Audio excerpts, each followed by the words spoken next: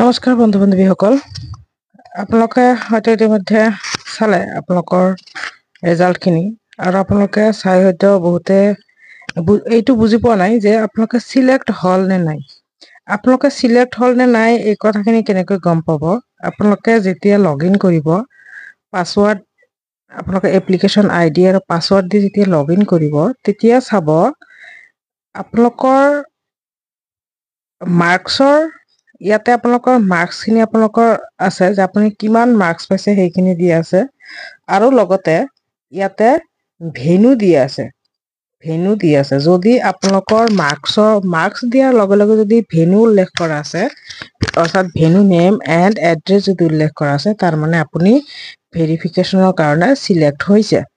আৰু যদি অকল মাৰ্কছখিনি আহিছে তেনেহ'লে আপোনালোকে চিলেক্ট হোৱা নাই।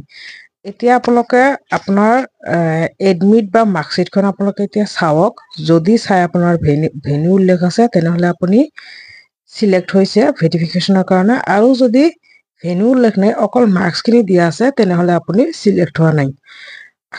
আশা কৰিম আপোনালোকে বুজি পাইছে নিশ্চয়, আৰু যদি বুজি পাইছে তেনেহ'লে নিশ্চয় চেনেলটো ছাবস্ক্ৰাইব কৰিব আৰু লগৰ বন্ধু বান্ধৱীসকলৰ লগত শ্বেয়াৰ কৰিব। ধন্যবাদ।